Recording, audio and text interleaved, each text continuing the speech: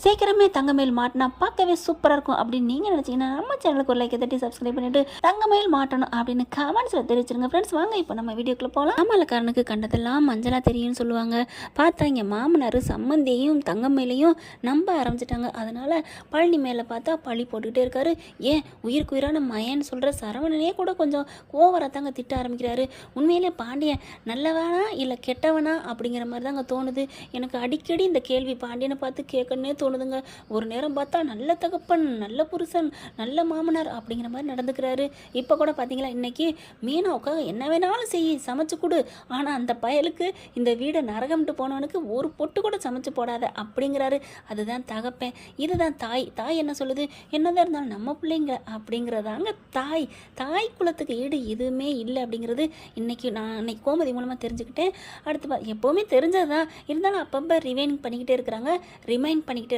அடுத்து பார்த்தீங்கன்னா ரொம்ப தான் நோகடிக்கிறாங்க. பழனியை நம்ம பாண்டியன் சொல்லணும். பாண்டியன் 10 பைசா பழனி கொடுக்க மாட்டேங்கிறாரு. இப்போ பார்த்தீங்களா, மாமியார் கொடுத்த காசில் அக்காவுக்கு சீரெல்லாம் எடுத்து கொடுக்குறாரு. கையில் காசு கிடைச்சோன்னா எவ்வளோ சந்தோஷமாக இருக்குது பார்த்தீங்களா. எந்த ஒரு மனுஷனுக்கும் உழைக்கிறதுக்கு ஊதியம் கொடுக்கணுங்க. அது கொடுக்காதனாலனுங்க செந்திலே ஓடி போனார். அப்படி பார்க்கலே ஒரு பக்கத்து நியாயமாக தான் தோணுது. அப்படின்னா பாண்டியன் மேலே மட்டும் கோவம் வருத்தமாக இருக்கணும். மற்ற அம்மா தம்பிங்கெல்லாம் நல்லவங்க தானே அப்படின்னு நினச்சிட்டு வீட்டுக்கு வரப்போ இருக்கலாம். ஆனால் அது ஒரு கலண்டர் ட்ராக்கு போயிட்டுருக்கு.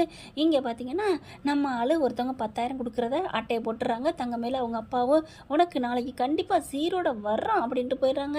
இவங்க பார்த்தா பணம் வந்ததும் தெரியல போனதும் தெரியல. நல்லா சீர் சினத்தையோட வீட்டுக்கு வந்து இறங்கிடுறாங்க. இந்தாங்க சம்மந்தி அப்படின்னு சொல்லல, வாங்க வாங்க வாங்க, பார்த்தீங்களா என் பிள்ளைக்காக கொண்டாந்துருக்கேன், இந்தா புடவை, இந்தா நகை நட்டுன்னு சொல்லிட்டு அப்படியே பார்த்தா பாத்திரம் பண்டன்னு கொண்டாந்து வச்சுட்டு அடிக்கிறாங்க. 10,000க்கு எப்படிங்க இங்கிட்டு அப்படின்னு நீங்கள் நினைக்காதீங்க. நகை நட்டுனா அவங்களுக்கு தான் தெரியுமே. 100 ரூபா 200 கிளிட்டு நகையுமே 500 வந்துருச்சு தான்.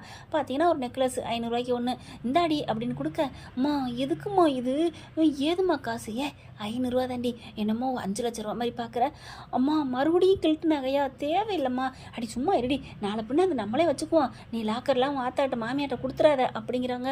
ஐயோ என்னை மாட்டி விட்றியா அப்படின்னு பார்க்குறாங்க. பரவாயில்லையே, என் தங்கமயிலுக்கு வீட்டிலேருந்து எல்லாரையும் விட உனக்கு தாண்டி அதிக சீர் வந்திருக்கு அப்படிங்கிறாங்க கோமதி. அப்புறம் சும்மாவா என்ன, நாங்கள்லாம் அப்படி எங்கள் வியாபாரம்லாம் பெருகி வரும், வியாபாரம் பெருகி வரவங்க ஏன் இங்கே வேலைக்கு இருக்கிறீங்க அப்படி தானங்க கேட்க தோணுது.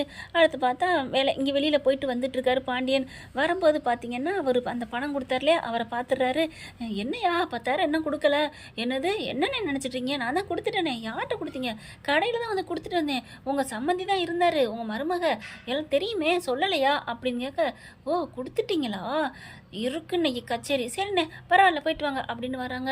இங்கே வீட்டுக்கு வந்த கேட இங்கே பார்த்தா பொருள் பட்டி அது இதுன்னு வாங்கியாந்து கொடுக்குற பார்க்குறாங்க. என்ன சம்மந்தி நல்லா இருக்கீங்களா அப்படின்னு சொல்லிட்டு, அப்புறம் இதெல்லாம் வாங்கினதுக்கு உங்களுக்கு ஏது காசு அப்படின்னு பாண்டியன் கேட்க, சரவணனுக்கு சந்தோஷம். நல்லா கேளுங்க, இதுதான் வேணும் அப்படிங்கிறாங்க.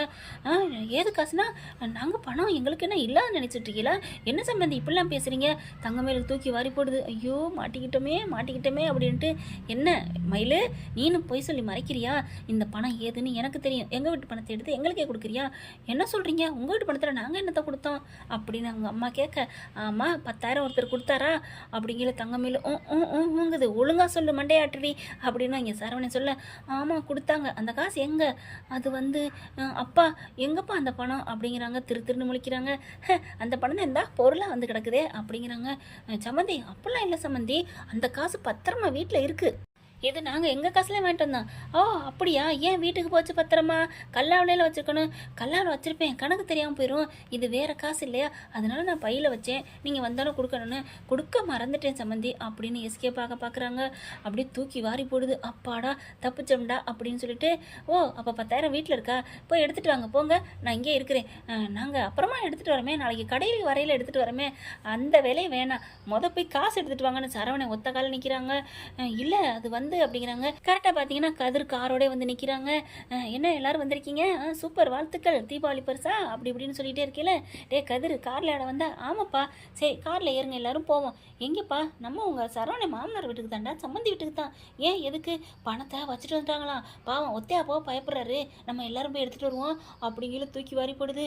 இல்லை சம்மந்தி என்ன எங்களை நம்ப மாட்டீங்களா, என்னங்க உங்களை போய் கூட்டிகிட்டு வந்து காசை வாங்க போகிறேன் அவ்வளோதான், அந்த காசு இன்னொருத்தவங்களுக்கு கொடுக்க வேண்டியிருக்கு அர்ஜென்ட்டு, நீங்கள் நீங்கள் நாளைக்கெல்லாம் கொடுத்தா அது பத்தாதுல்ல, கட்டுப்படி ஆகாதுல்ல அப்படின்னு பாண்டியன் கிடுக்குப்பிடி போட, சரவணன் தாங்க இது அந்த காசே அங்கே இல்லை, இதுங்களை சும்மா விடக்கூடாது அப்படிங்கிறாங்களா.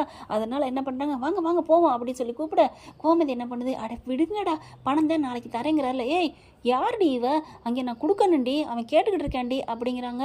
நான் காசோட போகணும், என்ன நினச்சிட்டு இருக்க அப்படின்னு கத்துறாங்க. அதுக்கப்புறம் ஒன்றும் பண்ண முடியல. தங்கமேல இருந்துட்டு, மாமா நான் மட்டும் போய் வாங்கிட்டு வரேன் மாமா அப்படின்னு சொல்ல சரவணன் பார்க்குறாரு.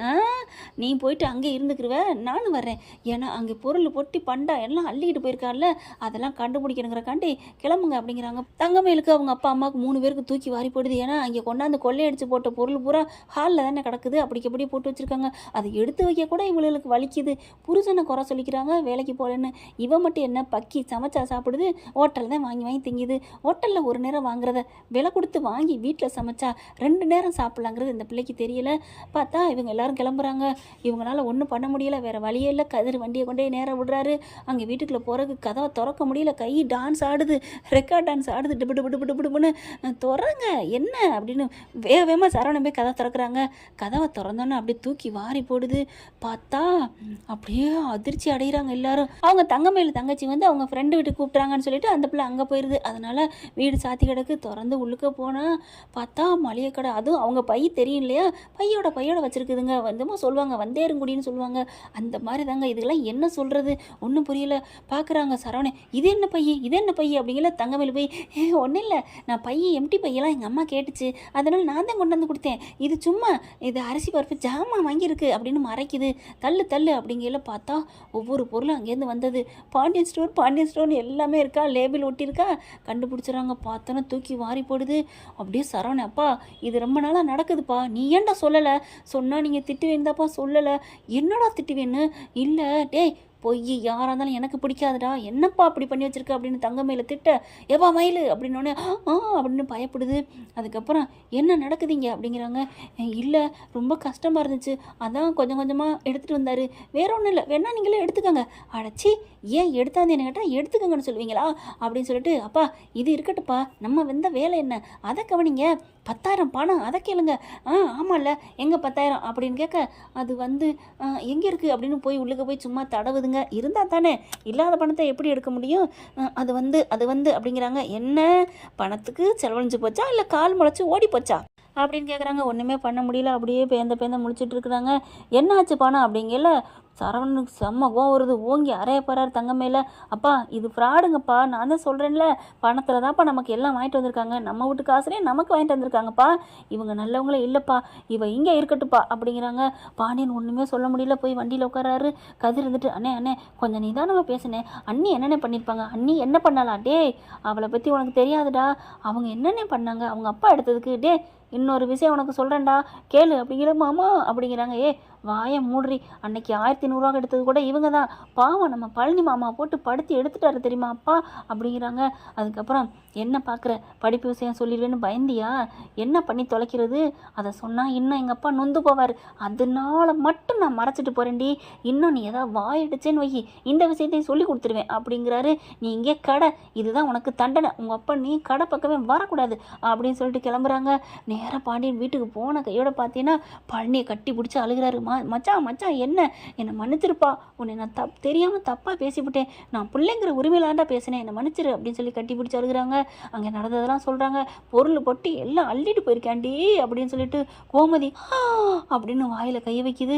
அந்த 10,000 இதெல்லாம் வாங்கிட்டு வந்திருக்கான், இதையும் கொண்டு வீட்டில் விட்டு எரிஞ்சிட்டு வந்துரு, இது நம்ம பணம் தானே, நம்ம ஏன் விடணும் அப்படின்னு சொல்லுது கோமதி.